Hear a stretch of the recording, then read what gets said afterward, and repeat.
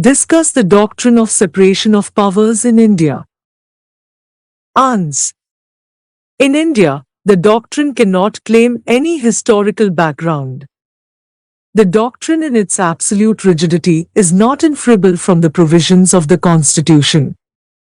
However, Article 50 provides for the separation of the judiciary from the executive. As a general practice, the executive has been entrusted with the legislative and judicial powers. We have adopted parliamentary form of government based on the pattern of British system. The President exercises all executive powers, but under Article 74 there is to be a Council of Ministers with the Prime Minister at the head to aid and advise the President in the exercise of his functions. But like the American President, he is the Supreme Commander of the Armed Forces, Air Force and the Navy. He can declare war himself, send armies abroad without consulting the legislature. This has been contained in Article 53 of the Constitution, but Clause 2 of the said article provides that law shall regulate the exercise of such powers. Furthermore, the Parliament can confer the power on any other authority. Article 53 of the Constitution vests all executive powers in the President. The Constitution does not vest the powers with the Indian President in the same manner as the Constitution of the US vests the powers in the President thereof. The Constitution has recognized the need for the separation of the judiciary from the executive as a directive to state policy in Part 4. In certain states, this step has been taken on experimental basis. Besides, a series of checks and balances are patent in Constitution, and they can be summarized thus. I. The Indian legislative bodies are not sovereign. Their rights of legislation are regulated.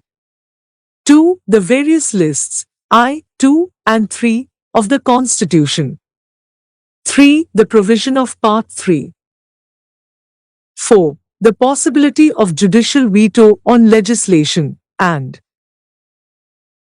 the requirement that the President and the Council of Ministers have to act in accordance with the Constitution, and the provision for impeachment of the President if he fails to act in accordance with the provisions of the Constitution.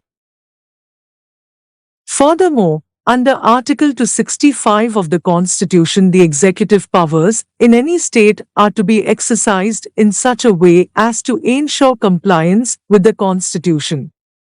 So far as the judiciary is concerned, the Constitution provides for dismissal of a judge on a motion in that behalf passed under Article 174. So it will be noticed that these are checks and balances on various agencies of the state, which operate under the various provisions of the Constitution. Therefore, it can be said that the Indian Constitution believes in checks and balances and not on any rigid separation of powers.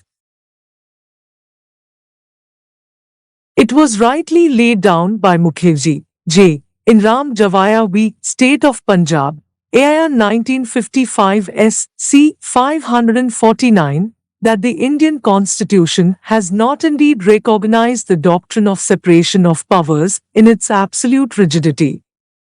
Justice Das, in the case of Ram Krishna Dalmia v. Justice Tendulkar, 1959 SCR 29, has said the Constitution does not express the existence of the separation of powers, and the doctrine does not form an essential basis or foundation stone of the constitutional framework as it does in the USA.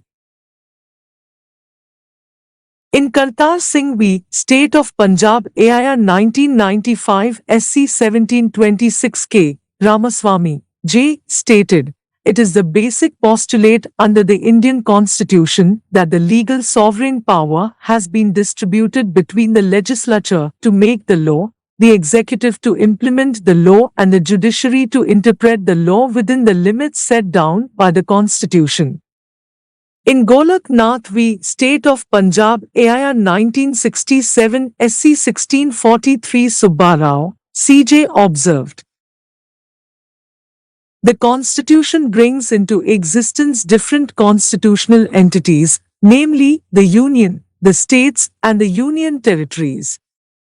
It creates three major instruments of power, namely the legislature, the executive, and the judiciary.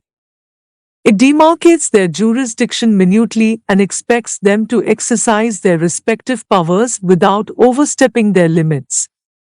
They should function within the spheres allotted to them. So, if we study the constitutional provisions carefully, it is clear that the doctrine of separation of powers has not been accepted in India in its strict sense.